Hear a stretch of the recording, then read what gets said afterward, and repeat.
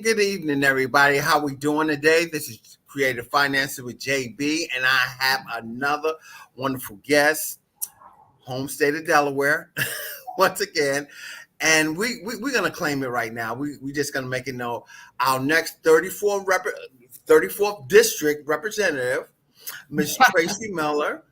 Yay. We're excited to have her. She's gonna just tell us a little about herself, and then we're gonna just get some questions. She's gonna give us a little synopsis of what's going on out there in Lower Delaware, and we go from there. Miss Miller, just go ahead and let us know a little bit about yourself, and then we'll start the action. Okay. Hey, everybody. Good evening. My name is Tracey Miller. I live here in Wyoming with my wife, Dr. Christy Miller. She's an OBGYN in the area. And we have 2 teenage daughters, one getting ready to go into the University of Delaware's Honors College, and the other is a senior at CR High School, soon to be a senior. And we are dog ladies, not cat ladies. We are dog.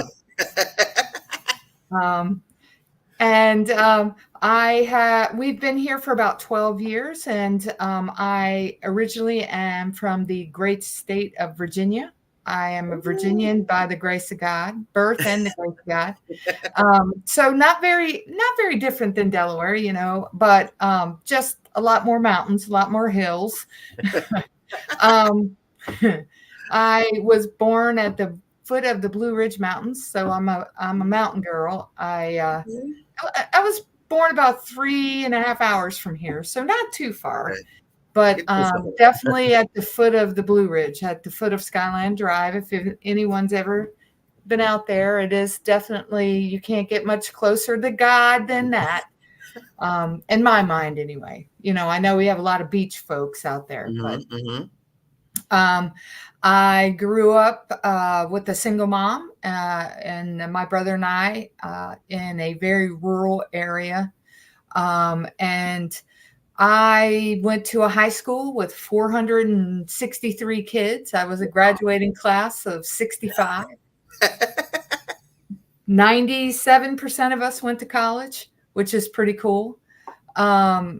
And, I grew up with a mother who was dedicated to community service and being a part of the community. And she basically taught me everything I know about community and giving back and being part and taking care of your neighbor. She met my stepfather when probably I was about 12, I guess. Mm-hmm. And I was a part of my first political campaign when I was 14. Wow. My stepfather ran for sheriff, and we were a part of it. My mom ran his campaign, and we are part of his campaign. So I'm a proud stepdaughter of a police officer. Nice. He was sheriff for 20 years. Yeah. Mm-hmm. And they were a part of the local volunteer fire and rescue squad. So my mom was captain of the rescue squad, and my stepfather was chief of the fire department. So I ran rescue until I went away to college.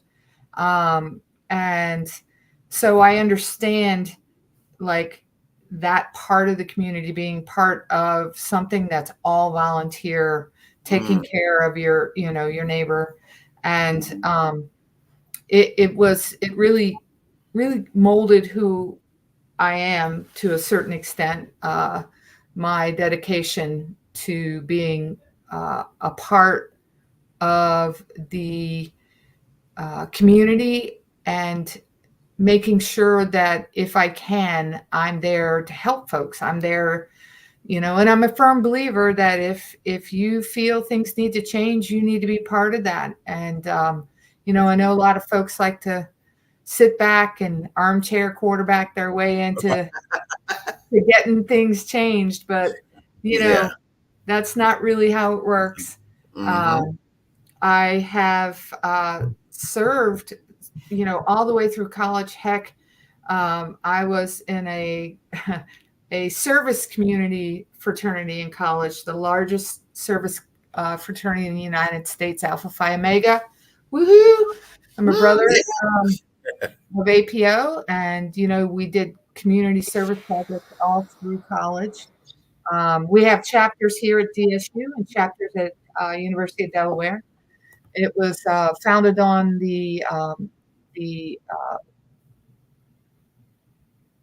Boy Scout mottos Mm-hmm. and commitments. So, even we moved here. My wife did residency up in Massachusetts, and we're both from Virginia. And Mm-hmm. sorry, you hear my dogs now. Right. My daughter must be home. Um, And up there in Massachusetts, I was a serving city councilor. I served on the planning board. I was the chair of the Ways and Means Community Committee on the city council, which means that I was the chief officer of the budget, which was about a $49 million budget. Mm. It was a small city like Dover. And face a lot of the same issues that Dover faces. Camden, Wyoming, those small city problems and issues. I was an honorary commander at the base here in Delaware in Camden. I sat on the board of assessment until just recently. Mm. I was volunteer of the year for Meals on Wheels, Delaware, Wow. Kent County. Um, I uh, I have a A problem. lot. I have a problem saying no, and I've been very much a part of the education scene here at CR. My girls have been here at CR since they were in second and third grades. Mm-hmm. So it was super important for us to be involved in their education and the things going on in our area when it comes to education. So, Wow, a vast background of community service, giving, and that's wonderful. And it seemed like it just come from legacy. it does, yeah, Yeah. 100%. Unfortunately, my mom is no longer here with me, but to see me run. But my daughter will vote for the first time this November, and I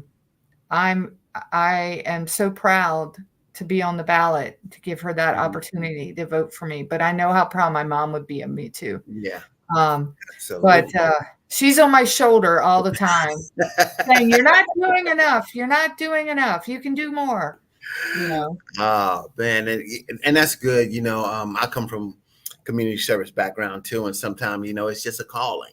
It's Yeah. just something that we do out here in the community. And did you ever see yourself just in this political realm, or really wanting to be there? I mean, what Yeah, what I what mean, inspired you? I'm such a political nerd that I can't stay away from it. But I always saw myself more so in the background running campaigns. I mean, I've Mhm. run 2 campaigns, that workhorse part of it, in the background, making sure everybody's where they need to be and that sort of thing, the Mhm. organizing part of it. And, so it's new to me because I am the chair of the 34th Democratic Committee, and I'm the vice chair of the Kent County Democratic Committee. Oh wow. And so I've been I've served for 3 years now in those positions, Mhm. and it just is. I was a social science major in college, which was a concentration Okay.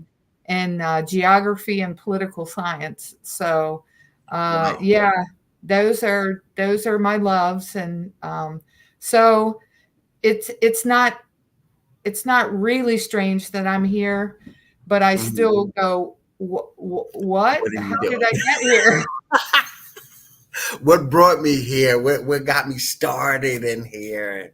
Especially on the 100-degree days when I'm out walking around knocking doors and going, oh my goodness, what am I doing? So it's that part of the campaign. I think people forget that it doesn't matter if you run unless people know you, Right. unless you shake hands with them, you meet them face to face. You are out in front, you Right. know, of a campaign. If Mm-hmm. people want me to come by their house and talk to them, then I sure will. That sort of thing. And that's another thing for my mom. Um, she was a great talker and communicator, and I got that from her. Mm. And So, that's good, to have those skills. We're excited for you. We're rooting for you.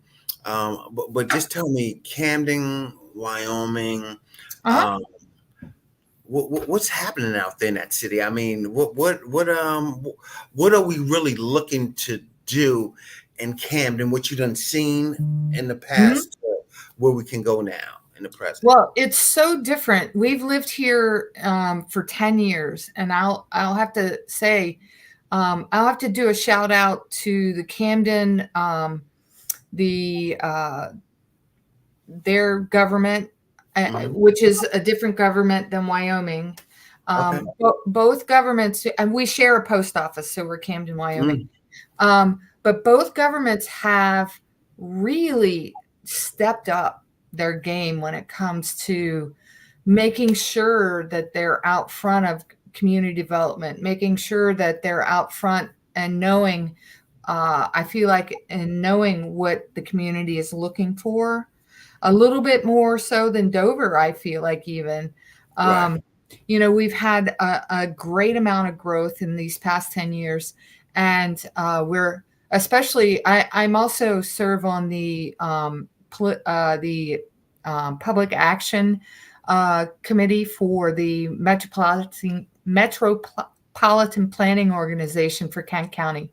Okay. And we have lots of infrastructure changes going on. We have an expansion of 13 from Dover to Woodside going on, which is really going to help with traffic. Mhm. And then we have an East Camden bypass and a West Camden bypass going in at the same time, mainly because there will be no infrastructure involved in that. It's all Right. cornfields, so they can do it at the same time, which is super exciting.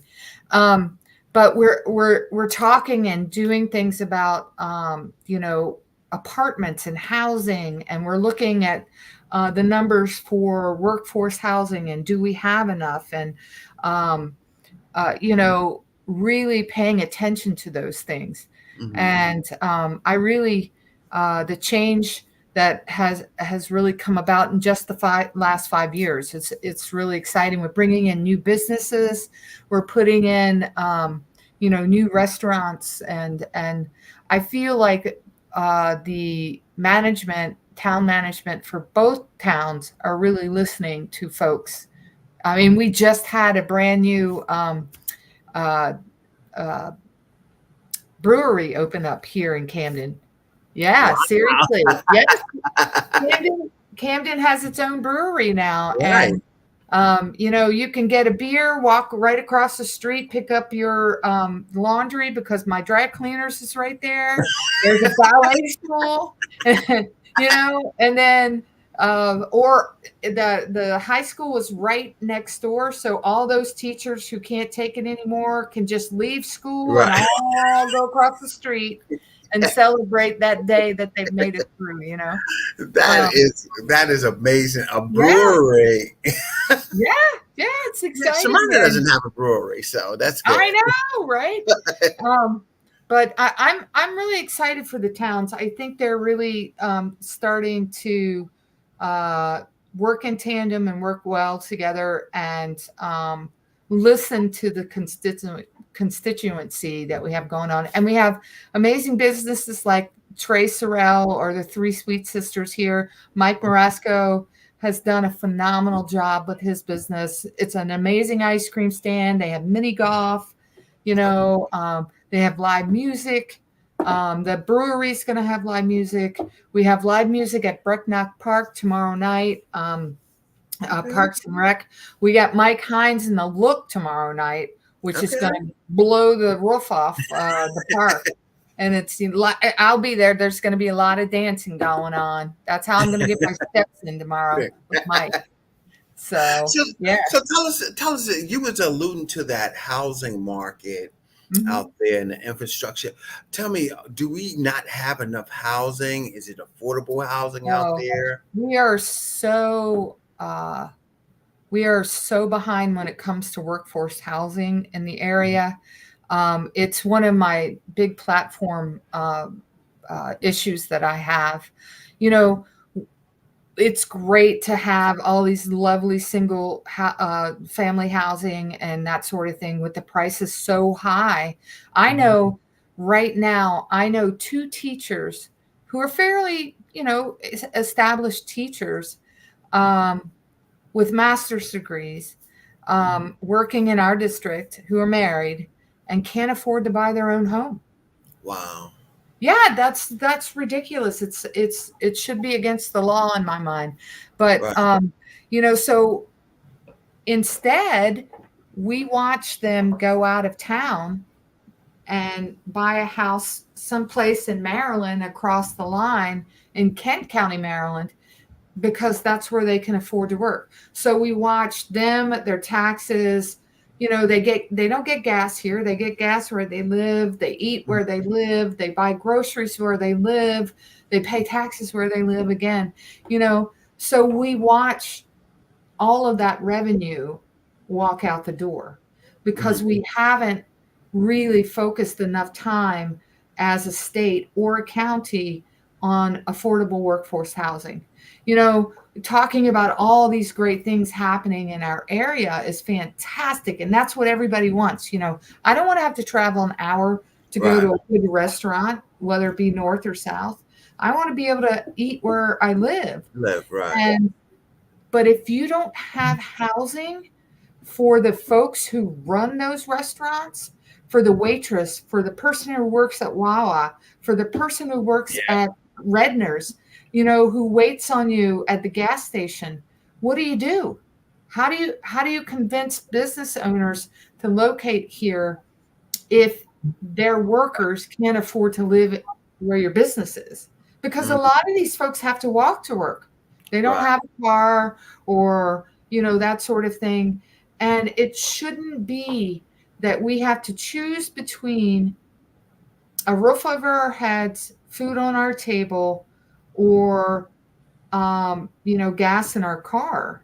That those are And when we get to that point where we have to make those decisions by pulling out, a decision out of a hat and saying, okay, Right. we can only afford to pay rent this month. We can't pay anything else. Or we can't afford to pay rent this month. So now we have nowhere to go. Right. And those are the absolute most important things is to people. If you look at studies, they'll tell you if people aren't housed, they're Mhm. not working, they're Mhm. not shopping, they're not, doing any of those things that you want them to do as a productive citizen. If they don't have proper housing, if their children aren't secure in where they live, if they can't rest when they go home, they can't do the other things that make us a productive citizenry. So affordable workforce housing is one of the most important things that we can address. And I think the legislature is starting to address it. Mhm. I know Sussex County is. They're doing some really great work in Sussex in places like Laurel. And I Mhm. think Milford's really working on it. But we need to, as a town, as a county, and as a state, really focus on how we can do public-private partnerships when it comes to workforce housing. Yeah, yeah, and that's so important. We want to eat in our communities and stuff, but we don't have the place for those folks that's going to serve us, provide us Absolutely. Who meal. are cooking our food in the back. Yeah. Right. You know what? We've got such talented people here in our area where when it comes to being, the kitchen and cooking and art, Yes. artistry and all of these things. We have amazing music here, that sort of thing, at crafting. But if we look at it, we really don't have any place for those folks to live. Yeah, and they should have that available, which I think is a big issue throughout the state. Oh, Um, 100% it is. And yeah, until all three counties start to address it as an issue, it's going to be really difficult to piece together and have a full plan as a state. and you was talking about the teachers and them not being able to afford homes. They're educating our kids and providing those that knowledge. And Absolutely. how do we address that? Well, we are the legislature has started to address it. We are working really hard. We've gotten some money to the teachers this year, to the education budget. Our plan, apparently, from what I'm understanding, is to match Maryland's plan of having a starting salary for entry-level teachers of about $65,000. Okay. Which is about $20,000 more a year than it is now. $20,000? Oh yes, we have starting teachers of around $45,000 a year in Kent County. That's why we're seeing such a we're watching our teachers kind of leave to go elsewhere, because Cape can pay so much more, or Red Clay can pay so much more, or go right across the state line and make so much more. And so that puts us in a position of losing all around, losing good teachers, losing new teachers, not getting those teachers here. And then we also have to really address equity in education, and we haven't really done that for a very long time. We like to talk about equality in education, but that's different than equity in education. Yes. So equality is every teacher gets the same bicycle to ride, right? Right. Whether you're 7 foot tall, whether you're in a wheelchair, whether you can't ride a bike, whether you need a different accommodations. Equality is every teacher gets the bike they need to get to ride. So every school system needs to get the funding they need for that school system. We have school systems like that are incredibly socioeconomically challenged, getting the same, money every year, where they, 50% of their kids are multi-language learners who don't speak English. You can't give the same amount of money to a school system for units, which are teachers, when that school is going to need at least 15 more teachers to deal with that population, or to take care of that population, or downtown Wilmington and their socioeconomic challenges. And Cape Henlopen, as big as their tax base is, they get the same amount as someone like a socioeconomically challenged school, when they can certainly, chip in more of their tax base for that education versus, all that money going to a school system that maybe isn't in as much trouble as others. So we have an antiquated way that we utilize our money in terms of education. And I think it's a system that we came up with right after World War II, and it's a unit-based system. And basically, each school system, a day in September, counts their kids, and that's the unit you get. And yeah, and that's we have a large influx of students who come in the September-October timeframe, and those kids are not counted. So we just have a lot to work on, and I think the legislature is starting to see that, and starting to acquiesce to the fact that we really need to do a lot more work on that. And that's awesome. And I want our listening folks not to forget, reach out to Tracy at millerfordelaware.com. Ask her them questions. Maybe it's something that she can answer for you, as we're talking about education here. And I know it's a lot of Absolutely. folks that have kids out here, and they're babies now, but they're growing up. And we need to develop that. Also, go visit her website, Absolutely. for her at Tracy at Miller for Delaware. Check it out. The number 4. The number four on there. So Tracy at Miller for Delaware. So check out the website. Look at the things that she's discussing, because we might be overlooking them right now because we don't feel that it's a need for us right now.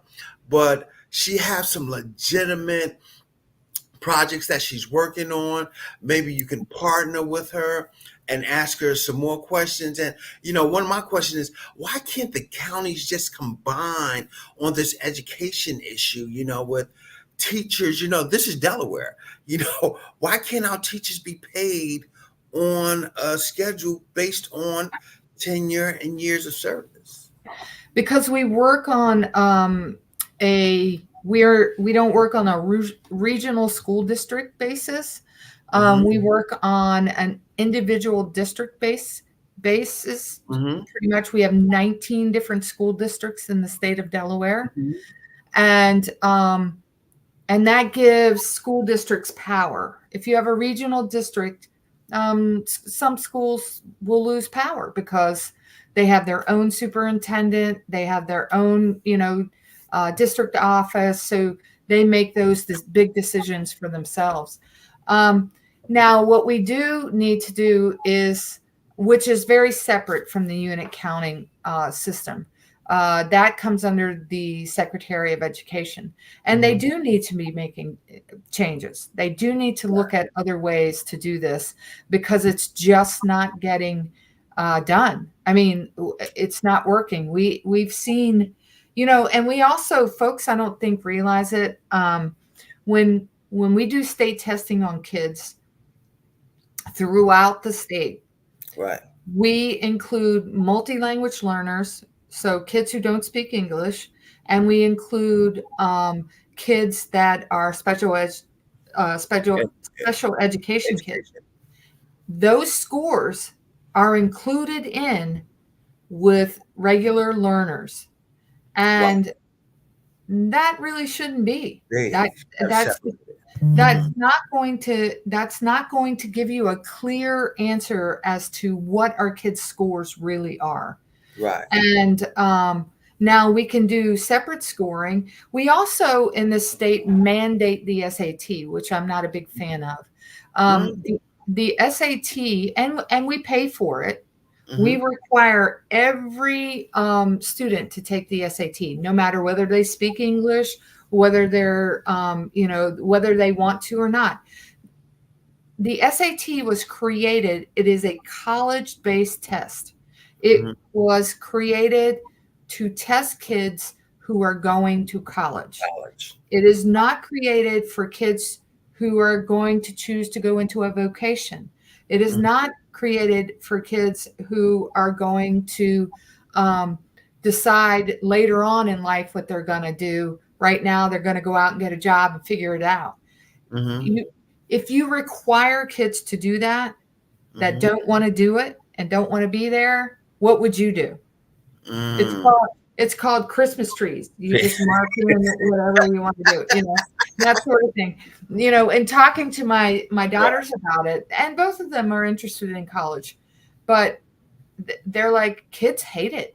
They hate it that they're required. Even some of the college kids who aren't ready to go to college, are the kids who are in college-based classes, but maybe aren't quite ready to go to school.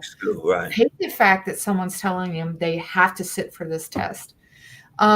So it was always something growing up that I got to choose to do if I wanted to. Just like the ASVAB for the military. Yes. You don't make everyone take the ASVAB CR.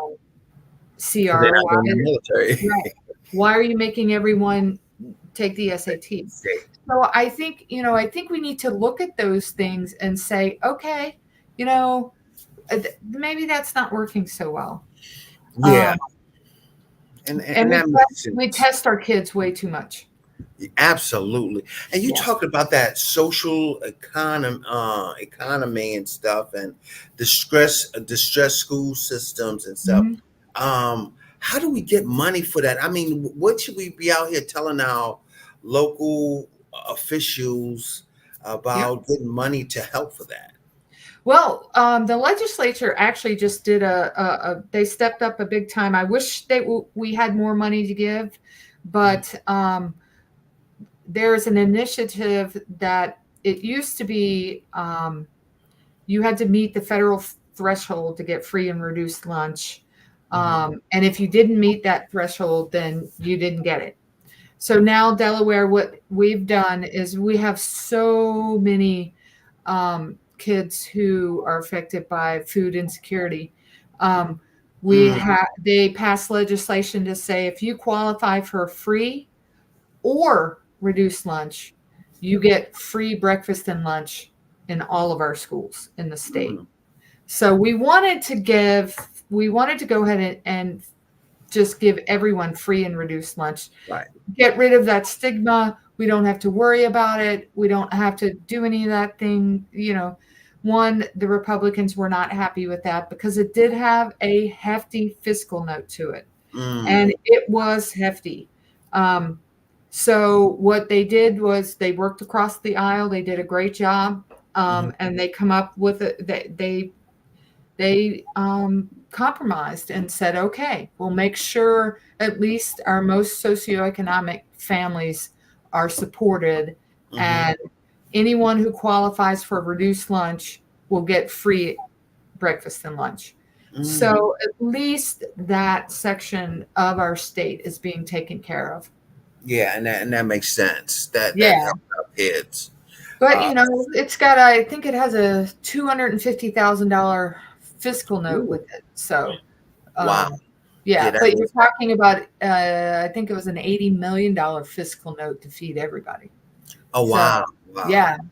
So we just have to look at one of the largest bills that a school system has is their transportation bill. And Mm, it's called the McGinney-Vento um, program, and it was established, early '90s, I think. And basically, the federal government passed law and said, if you have a child in your school system who is homeless or home insecure, and that child cannot go home, um, then it is our responsibility. The most comfortable child feels is at school where they know they're safe, they know they can eat, they know they're protected. And if they don't have a house to go home to, it becomes a great anxiety invoking issue, of course. And we don't know if we can get those kids back because mm, they're homeless, their parents are homeless. So, what the federal government said is, we're going to pay, you states are going to pay for those students to stay in their same schools. mm, So McGinney-Vento is a huge transportation piece. So what we do is we bus children who may be living in Laurel mhm, because they're living in a shelter, but go to mhm. school at Nellie Stokes here in CR. We bus them back and forth every day. Oh wow. So at least something in their life stays stable. Table. Yeah. And that is a huge unfunded mandate from the federal government that schools have to pay for. And it's a huge part of their budget. And so that's something that folks don't know about, that they're responsible to pay for that transportation, Okay. even though they didn't make the rules. Mhm. But it's for the best of the child, really. So Right. Right. And that's it. So where do you think Delaware ranks right now nationally for our school system? well, we just saw the report come out. But I think that report, to be fair, Right. I think that report is skewed because we have a huge amount of multi-language learners. We have a huge 504 and IAP community that are being tested and lumped together with regular ed students. And it's Mm-hmm. not fair to them, and it's not fair to the regular ed students, and it's not fair to the school systems, Right. because all of those populations of school students affect those numbers, affect Right. that score that will come out. Do I believe that CR school district is graduating kids that are, I think what was it, 38% of our seniors were on grade level for math? No, I don't believe that at all. I believe that is much higher, but when you include all of the other populations into the, you can't get what the real numbers are. You know what I'm saying? Right. Right. Right. Um, so until we decide that, we need to maybe change how we do those things, we're going to get skewed testing scores. So, Mm, and stuff for it. And, with our system of our schools, I know it's so much in education that we're fighting for right now. And oh my gosh, so, yeah, so many things for our kids so we can, make sure that they're able to go out here in this world and live, absolutely. when they get to that next step of living. Absolutely. Well, colleges are noticing it too. Kids are coming out of high school not prepared, and colleges are yelling and screaming because they have to then hire faculty to teach remedial math, remedial reading, to get kids up to where they need to be able to do college math and college Mhm. reading. But, we just have to, I think, all come together and say, this isn't working. It's not working, folks. What do we need to do Right. instead of fighting about it? And I think the education committee for the state in the legislature it is trying to do that. I do. I give them credit. They're doing their best, but I feel like schools have it coming from all directions. I Right. think they're being bombarded by um, school behaviors, test Hmm. scores, teachers leaving the entire teaching field, administrators leaving and not being able to take the pressure anymore. Us not let and school systems not letting teachers teach, but making them teach to the test. Hmm. Um, there's a whole new world out there for kids and how they learn that involves electronics and phones Hmm. and parents not being on the same, you know, uh, page as the teacher, um, with letting, they want their kids to have those phones Right. in class because they want to be able to get in touch with them at any time. Anytime. And that's fear. I have two kids. I understand it. If something happens at school, I want to know right away if my kids are okay. Hmm. And unfortunately, we've seen in the last 20 years that school is not quite always as safe as we'd like it to be. Be. Um, Yeah. the phones are a distraction for the Yeah. teachers. They're a distraction for the student, other Yeah. students. My daughter was upset one day and she said, "Mom, the guy behind me is asleep. The girl in front of me is watching Netflix." And, and I'm like, Netflix? What? Okay. I'm old enough that everybody slept in school. I get it. The We all did. drool on the desk and all Yeah. that stuff. But watching Netflix in school, and she was like, "Yeah, the teachers are just so frustrated and just so powerless to do anything about these things that Yeah. the best thing they found is to ignore them and just go on." And that can't be. And one of the Right. things we just that's an exciting thing that just got passed in the bond bill, was one-time money to buy the cell phone pouches for Mm. different school systems. And the pouches, basically, it's a system where the student puts their phone in a pouch and it locks until after class. Because some of the schools have run into, okay, they take their phones and somehow the phone gets broken while that happens, Right. or whether it was broken before the teacher took it or what have you. But we're going, several school systems in the state are piloting that program this upcoming year. So we're going to see how that goes. If it goes well, then I could see us maybe going out for some federal granting to help pay for those pouches for schools. Because there is money out there for granting to be able to do, as a grant writer myself, to do those things. Yeah. But it's a huge corner in the state of Delaware that we have to traverse, because we will not be able to become what we need to be as a state if we don't educate our kids properly. Right. And if we aren't able to get teachers here, if we can't if we can't pay them, they don't come. And that brings me to the next big thing on my platform, which is accessible healthcare in the state. That's so important. Yeah. Healthcare, especially people, they got to make a decision now. Am I just going to be sick, or am I just, because you can't afford it at some of the jobs because the monthly premium is so high that you like, oh my goodness, I can't do that. And it's not even premiums. We can just talk about the fact that we're in a healthcare crisis in the state because we don't have providers. Right. We don't have the doctors or the nurses or the nurse practitioners to see. My wife being a physician in the area, we have a horrible problem of enticing doctors here.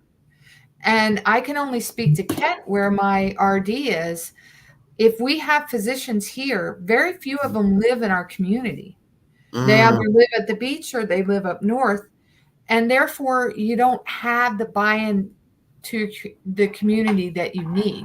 You don't see your doctor in the grocery store, or you don't see your dentist. Dentist is another big one. And I can tell you how many people over the past year and a half have told me, I can't get an appointment. I can't get an appointment for a year to see my doctor. Wow. A gynecological appointment, I can't get in for a year. A dentist, they're not taking new patients. Pediatricians, there are no pediatricians in the state. And if they are, they aren't taking new patients. And it is with the influx of, particularly of retirement aged community coming into the state, we got to have doctors to take care of those folks. We have to have doctors to take care of our kids. We have to have OBGYNs to be able to deliver babies, and we have to focus on how we do that, what that looks like, have a plan in place. We don't do strategic planning very well, is what I'm finding. It's what I'm finding when I ask people. I'm asking my wife to bring in my charging cord because I don't want my laptop to die. That's why I'm looking down. I'm sorry, guys. I forgot to bring it in. And we just got to think about this too.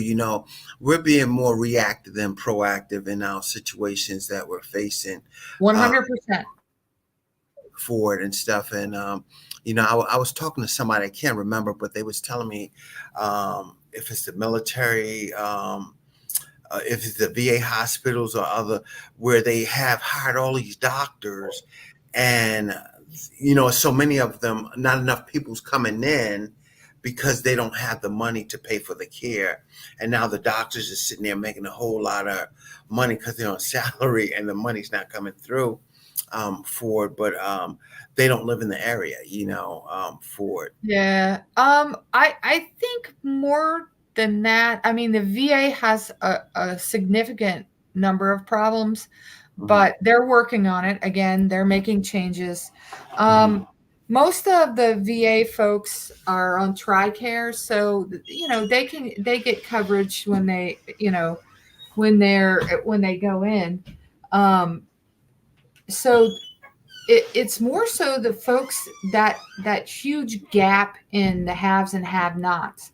Right. So one of the things that my nonprofit that I work for did, Mhm. because we are a nonprofit, we can't pay huge amounts of money. Of course, we pay more than the minimum wage. We start folks at between 18 and $19 an hour, but Mhm. they don't do minimum wage work. They Right. take care of people, and we found that to be able to keep our workforce, we needed to pay 100% of their insurance. Oh, wow. So my nonprofit pays 100% of our insurance for our employees, and I think we pay 80 or 90% of the family. And That's great. that's an incentive, because if you're making $18 an hour, but you're paying $700 a month in insurance fees, Mhm. you can't pay for daycare. You can't pay Mhm. for a car payment. You Right. certainly can't pay for rent here, which I just found out that one of the new apartments here in Camden is as much as my mortgage on my Wow. house. And so, there are a whole bunch of things we need to do um, Mhm. to to really talk about this. But it's one of those things that one thing leads to another. Okay. Like I was saying earlier, if you're unhoused, if you don't have a roof over your head, if you Mhm. don't feel safe in where you sleep, Mhm. how can you work? How That's right. can you take your child to the pediatrician? Right. How can you pay your car payment? How can you feed your dog? How can you be a productive part of Oh, the community? community. Right. You can't. Yeah. You just Yeah. can't. Struggle. So while people like to think, excuse me one second. Yeah. Yeah, and that's so interesting that we talk about that. We have to always consider that in this community here, and what we're doing is, people have to make that choice of what they're going to pick and what they're going to do based on their funds and their funding that they get and how they did it. But I want our audience to know, please don't forget Tracy's website, Tracy at Miller, the number 4, Delaware. Look her Well, up, that's my email address. email My website is millerfordelaware.com. Yeah. millerfordelaware.com.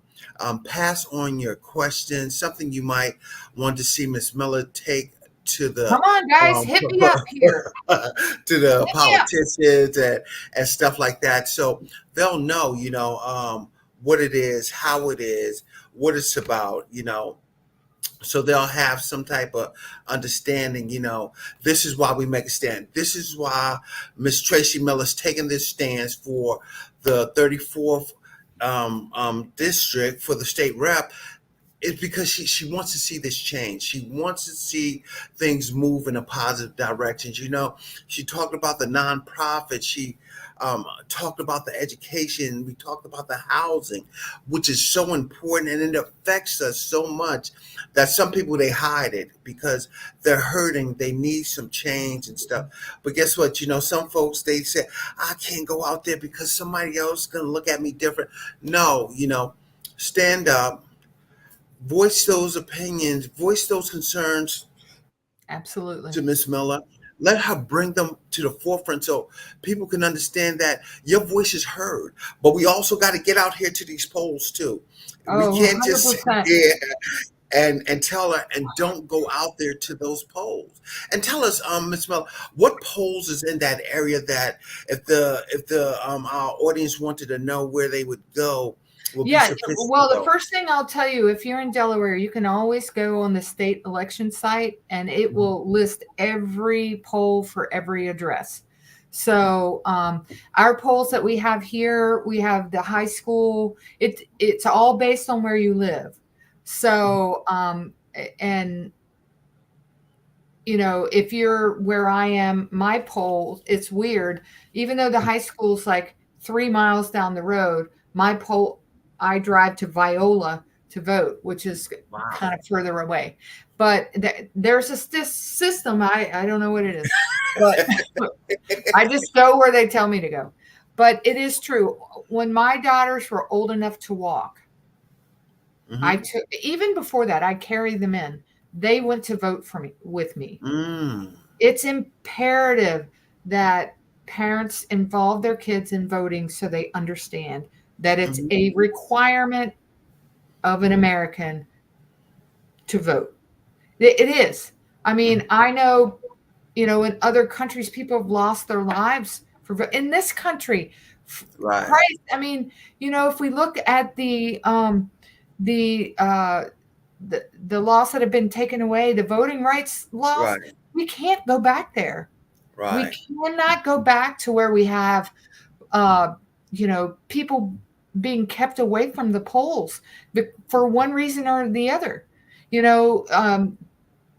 We can't go back to poll taxing and reading tests and all of that nonsense. And if people, it makes me so angry. You can see I'm emotional about it. Right. It makes me so angry that people say, "Oh, I don't have time to vote."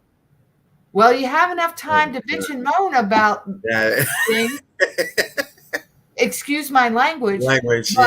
But you don't have. I mean, polls are open from 7 a.m. to 8 p.m. Yeah. And if you're not going to go out that day, in the state of Delaware, early voting starts. I am not exactly sure the Board of Elections date is on there. It just passed. We're going to have early voting. You have mail-in ballot voting. I'm getting my daughter's mail-in ballot because she's going to be away at school, that sort of thing. There's no excuse, none, to not vote. None. Yeah. Yeah. And when people were like, "Yeah, I don't vote. I've never voted." Lord help them, because the wrath I give them is nothing like you've seen before. Right. And what people don't understand, a lot of things people say, I'm knocking doors and, okay, you got to remember there's a primary on September 10th in the state. And we have primaries up and down the ballot from governor all the way down to, deeds or whatever. And they're like, "Yeah, I don't vote in primaries." And you're like, okay. And when I go to vote in November, I only vote when it's a presidential year. So you don't vote any other time. No. Right. And when I go, I'm like, why? What is the purpose of that? Right. I don't understand your thought process. And my vote doesn't count. Well, you know what? That is not true. That's true. Because no other place does it count more than at the local level, especially here in Kent. I know so many elections that have been won by 1 or 2 votes. I mean, I know state elections that were won by 2 votes. The last election cycle. The only person that has to worry about the Electoral College is the president. Everyone else, guys, goes by the amount of voting. So when people come to me and say, "Oh, my vote doesn't count," I'm like, your vote doesn't count because you don't vote. Right. That's the only reason your vote doesn't count. And you got to get out there. And your vote doesn't count because it's your fault. It's no one else's fault.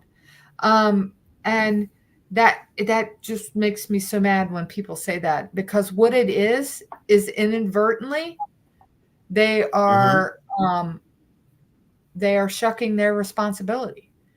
They can't. That's it. Nobody can hold them accountable for anything because I didn't vote for him. Vote them. Or her, or they didn't say I didn't vote. They just say I didn't vote for him. so it's accountability. It's, when people are angry about a local tax base, I know you're up in Smyrna. I know Mm-hmm. you guys just, Right. are facing 100% tax increase. Um, Absolutely. and if you don't go out and vote, what do you want for nothing? I mean, That's you right. know what I'm saying? And folks, if you don't hold people accountable, from the Mm-hmm. principal at the high school to the folks at the daycare to all of Mm-hmm. that, that's on you. If you don't call people to question on their decisions, Right. especially people in the legislature, especially people Right. making laws for you, the school board, that's Right. the biggest one in my mind that people should be voting for Yes. often. Every time they can get, they vote. Primary for school board, regular vote. Vote, vote, vote. Because Right. those are the people who are making decisions for your children. That's it. And They need and to understand that. here, the school board makes decisions about the school tax. People don't Mhm. realize that the counties are just pass through for that school tax. They just collect the money and hand it to the schools. The schools are the folks, the school boards are the folks that decide whether or not they're going to raise the school tax. Yeah, and So, go from there. And yes. Tracy, we are so excited for you. Oh, you're We're very looking forward for our next state representative for the 34th district. with the sunburned nose. Yeah, Yeah, yeah, yeah. That's good. You've been working and stuff at door knocking, and we're that platform that you have is very good. I want our audience to know, go check out the website. When you see Tracy, shoot her some questions, ask her absolutely. what's going on, so then you can get a true opinion of where we stand at. We can't have somebody out here running and you really don't know them and what they're standing for. Once you meet, greet, understand, and get that whole outlook, then you can say, hey, this is why I'm doing this. Accountability is everything. We have to be Absolutely. accountable for our actions. We have to be accountable. September 10th, you heard it. September 10. It's the Go out primary. there for that primary. Tracey Miller's on the ballot. Give her all and check her out. Give her a call. Check out the website My so she personal can cell know. phone numbers. Yep, my Yeah. personal cell phone numbers on my website. That email address comes directly to me. Um, I wish I had a big campaign staff, but I haven't got a big campaign staff. Um, and so it's me and one other person. So, and campaigns cost a lot of money. It So if does. you feel like the things I'm saying are right up your alley, and I could represent you. I don't know how many good folks on here are actually from my district or Mm-hmm. the state of Delaware for that Correct. matter. If you feel like the things I'm saying are something you believe in and you want to pass a couple bucks my way to help me get it out there more, I would certainly appreciate that. Please do. Please spend that money in a wise way. I would. For that, and support the campaign, support the things that Miss Miller's doing out here in the community, door knocking. You really don't hear that a whole lot from folks out here running for it, and I'm amazed at it because it sets a point that she believes in what she's doing, she knows what Absolutely. she's doing, and she's setting the temperature for what's out here in the community. I'm going to let Miss Miller have her last comments before we go ahead and end our show. But I want to thank her. I'm honored that she gave me the Okay. opportunity to bring her on the show and everything. And Miss Miller, just give us some final remarks if you want to say one thing to our listening audience about this election you're running. I'm thank you first for having me on. I really, really appreciate it.